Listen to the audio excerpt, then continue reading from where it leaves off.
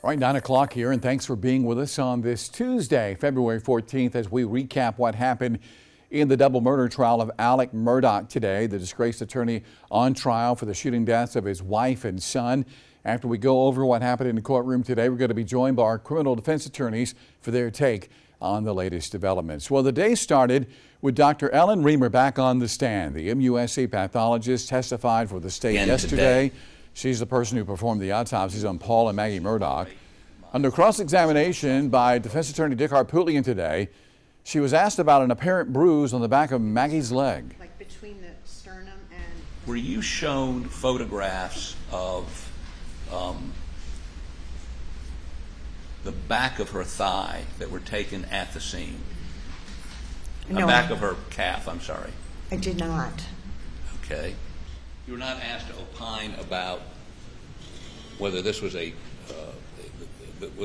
whether there was bruising on the back of the left calf, which would have been consistent with somebody stepping on her calf. No, I was not asked about that. Okay.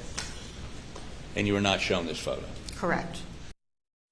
Well, Reamer says that Paul Murdaugh was shot twice with a shotgun, the second shot being fatal. Maggie Murdaugh had 5 gunshot wounds from at least 4 shots from an assault-style rifle. One of Murdaugh's neighbors testifying today as well. Roger Davis was hired by Murdaugh to clean their dog kennels twice a day. He was shown a photo of those kennels, focusing on a hose that was hanging outside. Is that the structure on the picture that you're seeing there, that hose, is that the way you would wind it up? No. How do you know? My very particular how I roll that hose up, and it's kinked up. If you notice, there's pressure on that hose. Somebody used that hose after I did because it is twisted, and the nozzle is too far up. The nozzle, I would always have it made sure it was laid down flat. That nozzle is too far up. Of course, the state implying that it was Alex Murdaugh who used that hose. This afternoon, Maggie Murdaugh's sister taking the stand. Mary Ann Proctor says that she spoke to Maggie at about 4 o'clock on the day of the murders. Earlier that day, Alex Murdaugh learned that his father was to receive hospice care. Proctor assumed that the couple would be visiting his parents' home. Take a listen. And that's why Alex wanted Maggie to come home? Correct. And that was from your conversation with her? Yes. She called you to let you know that that's what Alex had called her about? Yes.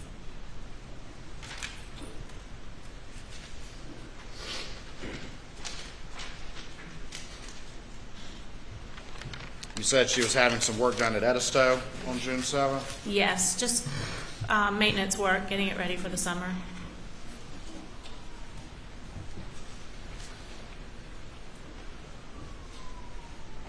You encouraged her to go to Moselle?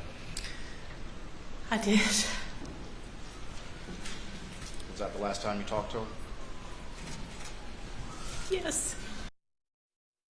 And during Proctor's testimony, the jury was sent from the courtroom when she was about to mention the roadside shooting. That's where Curtis Smith is accused of shooting Murdaugh. Maggie's sister remembering finding out that Alex Murdaugh had been shot. That day that we found out that Alex had been shot, we did have a conversation with Mr. Griffin, and he's the one. Mr. Griffin told you that he'd been fired and that he'd been caught stealing money. Correct. That's just hearsay. Well, Absolutely hearsay. what kind of quandary does that put you in? You're going to be a witness as well? Well, that roadside shooting was a major point of contention today. After testimony ended, attorney spoke to Judge Newman about that incident. In September of 2021, Alex Murdaugh called 911 reporting he had been shot in the head while changing a tire. He later told SLED that he had hired Curtis Smith to kill him so his surviving son, Buster, would receive life insurance money. Prosecutors want to include questions about the incident in their case, but defense attorneys arguing it is unrelated to the murder charges being tried. Mr. Murdaugh's initial claim was that some unknown individual had a flat tire, and some unknown individual, supposedly under the guise of stopping for help, then suddenly shot him in the head. He went so far as to draw have with a composite artist to draw a composite photograph. Again, I'm not trying to get into too much with the detail, But that, of course, the immediate effect of that is that he's been targeted by some unknown individual. That was a complete lie, and that's the point of that statement. He didn't do it, and I think they will concede he didn't do it to get some sort of sympathy. He did it to be dead. That's why he did it. And unfortunately, Eddie Smith, at 4 feet, couldn't shoot somebody in the head and kill him. Well, Waters said that Curtis Smith, also known as Cousin Eddie, is on the prosecution's list of witnesses, but they may not call him to testify. Harpootlian said he looks forward to cross-examining Smith. Judge Newman says they will decide if he will allow the testimony on the roadside shooting tomorrow. All right, we're now joined by our criminal defense attorneys, our legal experts tonight, Luke and Brian Shealy. Guys, thank you so very much. Thanks for having us. Thank you. I don't know where to dive in. Maybe let's talk about Cousin Eddie, Curtis Smith. This was a big point of conversation in the courtroom today. What happened on that roadside in that shooting incident in September of 2021. Brian, I know you've been saying that we were going to have Cousin Eddie on the stand, as he's called, but that may not happen now. Yes, JR, I've been counting on it. He's been alluded to throughout this trial by the lawyers. He's on the witness list, of course. And in theory, in this very much circumstantial case, he would have been one of the only state witnesses that would have provided some direct evidence, potentially a confession on the side of the road before then an assisted kind of suicide. And so, you know, the testimony that was trying to be elicited by Creighton Waters today from Maggie's sister about the roadside shooting knowledge, that testimony really was meant for Cousin Eddie, Curtis Smith. And if the state loses their ability to call this witness for whatever reason, whether it's his own personal feelings about not wanting to testify, I mean, he is charged criminally, so he's got his Fifth Amendment right to remain silent. He's represented by counsel, but if they can't call him, they'd be a shock. And the state may try to play it off and act like everything's under control, but that would be a major blow to the prosecution of this case. Luke, do you agree with that? I mean, is this testimony important to this double murder case right now? Absolutely. I mean, we've talked about this case being a largely circumstantial case regarding the double murders. Cousin Eddie is supposed to be that direct evidence, some type of gratuitous confession on the side of the road that Alex is supposed to tell him before he is assisted in his own suicide. So as far as the state is concerned, he's supposed to be the cherry on the sundae. He's really that exclamation point that they just need to have to ensure a conviction. And for some reason, it seems like they're hesitating. They're having some doubts about whether they're going to put him up. It's not by design. So Brian's alluded to various reasons. Maybe he knows his worth. I don't know.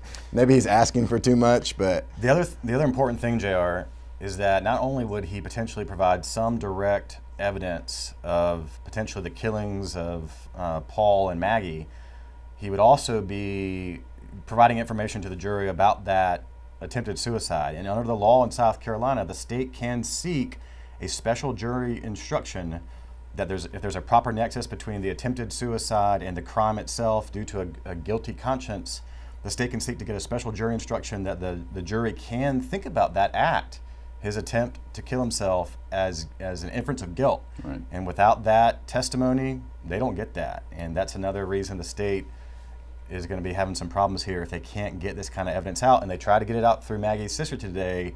It was proffered outside the presence of the jury, and so far that's a big kind of looming legal issue for tomorrow that Judge Newman will decide. But even if he lets it in, it would be coming in through a less effective witness.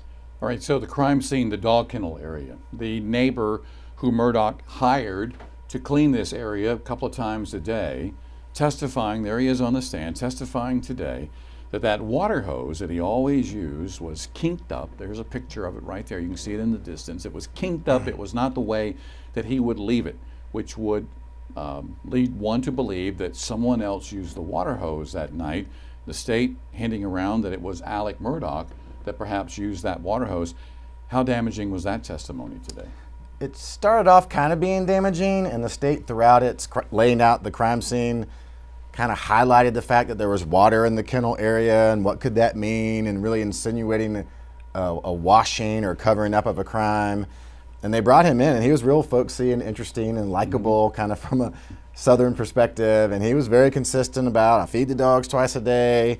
I clean up, I wash up, but man, I don't want to have that hose damaged, so I have it in a very neat fashion. And so that was a pretty good mark for the state. But then Mr. Griffin comes in and says, well, hey, you know, this Snapchat video that they've been showing so much, let me show you how's that hose look? That's not all rolled up the way you talk about it, is it? And he had to agree, no, it's not. And also there was still standing water that wouldn't have dried. So he really scored a good point for the defense and kind of blew that theory out of the water. Well, Brian, also under cross-examination today, he also said he'd never seen Alex Murdaugh angry with Maggie or Paul, that he always seemed very loving and very kind. So for whatever points the state may have scored, if they did score any, with the water hose aspect of it, they perhaps lost a few points there with the jury being told by this guy, hey, look, all I ever saw was a loving father and husband here. Yes, JR, and I can hear Creighton Waters closing right now because everyone that knew Alex Murdaugh says the same thing. You know, everyone loved him. He was charismatic. He was a friend to you and your family. He was like a second dad. So all these witnesses that can identify him, know his personality, know his traits, identify his voice on Snapchat videos, the state, you know, gets that point for them, you know, debunking a potential alibi, wasn't down at the kennels, but then they get all this good character. They get the side of him that, you know, that he doesn't have to necessarily have to be testifying to say I'm a good guy, but it's just coming in through these witnesses that know him. And so it's really important, and it's a double-edged sword for the state. They really want to kind of have these witnesses come in and kind of show him caught in these lies. And similarly with the financial folks, you know, that are testifying to all of his financial crimes, they all say the same thing. Well, he was such a great guy. The state's going to really have to close on the fact that I can hear it right now in closing. No one really knew this guy. Right. Nobody knows the real Alex Murdaugh. You're going to expect to hear that from Creighton Waters in closing. Any surprising testimony from the MUSC pathologist, the woman who did the autopsies on Maggie and Paul Murdaugh? Under cross-examination today, did we learn anything new that we didn't already? Yes and no. I mean, she was pretty consistent, and what we learned was that Dick Harpootlian was very much, particularly as it relates to Paul, trying to establish that the gunshots from the shotgun came from the right side. Mm-hmm. He particularly disagreed with her because she said the fatal wound would have come across his shoulder and entered the base of his skull and come out the top of his head. She was very consistent. She's been doing autopsies for 20 plus years. And Mr. Harpootlian tried to cross-examine her with a treatise, a medical book that discussed contact wounds. His theory is clearly that a shotgun was placed to his head and fired, causing this massive blowout to literally, in a gross way, make the brain pop out of his own head and cause some pellets to be left here. So he was doing the opposite. She wouldn't agree with him, but he did score enough points and get her to agree about some things, particularly in relation to the treatise, where he's clearly going somewhere with that. Do you think he's going with the notion that perhaps this was a suicide, a murder-suicide? No, it was a little confusing because that portion of the book that he was talking to her about was about some suicides, but clearly he's saying this is coming from the right side of his body, and they're going to try to portray how Paul was in that feed room. Maybe it was an ambush. Someone was already in there. Something, they're going for the opposite of what the state is going, but we're going to have to hear from their own pathologist to flesh that out, and I expect we'll hear from one. Brian, let me get your thoughts on the job that this pathologist has done on the stand. She's likable, she's charismatic, knowledgeable. She tries to answer a lot of questions, which is what you expect an expert to do. I mean, you know, the last line of questioning that Dick Harpootlian said is, but you'd agree that opinions are opinions. And so he's going to probably have his own pathologist opining to try to, like Luke said, you know, try to help from the defense perspective establish that these shots came all from Paul's right. To really try to establish that someone was laying in wait in the feed room that would help the defense's theory that they were basically ambushed, bushwhacked, and surprised, as opposed to more of a domestic style confrontation killing. But I thought she was smart. She held her ground with Dick Harpootlian today. You know, Dick, you know, kind of got real conversational with her. With an expert like that, that's super intelligent, you can't outsmart them. You have to kind of talk to them, and hopefully, an experienced cross-examiner like Dick Harpootlian would try to have a conversational style. He did, I recall, caught her in one moment that I thought he was really important to him when he was trying to, kind of rely on this learned treatise that he got into evidence. A lot of people are like, how are you going to tear off a page in a book and admit it into evidence? Well, it's considered a learned treatise. Creighton Waters didn't object to it because there's no grounds, but he kind of referenced a part that tried to show a close contact wound by showing that the gases from the shotgun would have been what was doing the initial damage, pushing out before the pellets can even get out, which would cause the injury to act the way it was. And at one point, the pathologist said, the energy and the gases caused this, and he kind of said, stop, say that again. And she kind of had to say, well, yeah.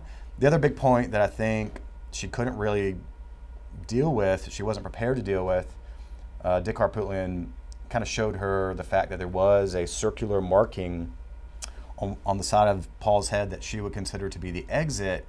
And, he kind of brought it to her attention. It wasn't really fleshed out in a report, and he made a big to-do about, that would be consistent with potentially a close-range shot. She was like, well, no, but I can see what you're saying. So it was interesting today. I want to show our viewers something that I don't think we've had a chance to see before. That's body cam footage that was released. I believe the jury has already seen this body cam footage. It shows the interaction with Alex Murdaugh with the first deputy that arrived on the scene the night of those murders. Have you guys seen this video? And if so, what do you make of it? Is he acting the way you would expect one to act after finding the bodies of his wife and his son? Well, it's hard to say, but I think yes. I'm sure the jury has seen this, and you see him doubling over and kind of pacing and seeming upset. I'm sure the jury has several different body cam angles of him and his live reaction. Now, whether he's a great actor and it's all a long con, or whether this is true Alex Murdaugh in the moment finding his loved ones dead, that's going to be for the jury to decide. But these are the types of things that juries get very interested in. How is someone acting in the heat of the moment? I mean, look, he's covering his face, he's holding up his shirt. It's not exactly very flattering, because if you're a fan of Alex Murdaugh or a fan of the defense, you're saying this is real, live, panic emotion. You can't fake that. And I know there's lots of debate online about whether he's real crying in court or fake crying, and we'll let that debate rage on, but this stuff really allows a jury to kind of assess his credibility in real time in that moment. To me, it looks credible. Ryan, you're watching this as we watch it. The body language, he appears to be upset over the situation.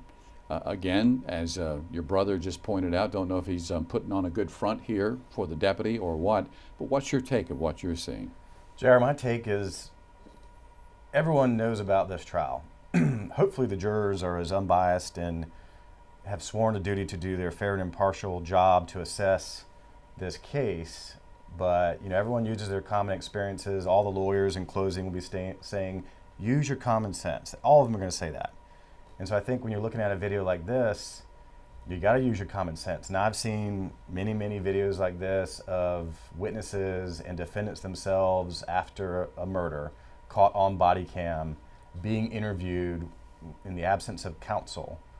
And he seems pretty consistent with someone that's genuinely upset. Now, opinions are going to differ about whether that's credible. If he was a master manipulator, as alleged by the state, he would be prepared for this moment when law enforcement comes, because he called law enforcement. So they would say, well, he's ready for this, just like he conned his firm, just like he conned, his friends, his family. He's conning everybody. But there is reasonable doubt here that this is a true emotional moment where he's just found his longtime wife and his youngest boy found in a gruesome, gruesome way. And what we don't see on that shirt that he's wearing, we don't see any blood on that shirt. Correct, we don't. Just like Special Agent Zapata found no human blood on that shirt, we don't see any blood.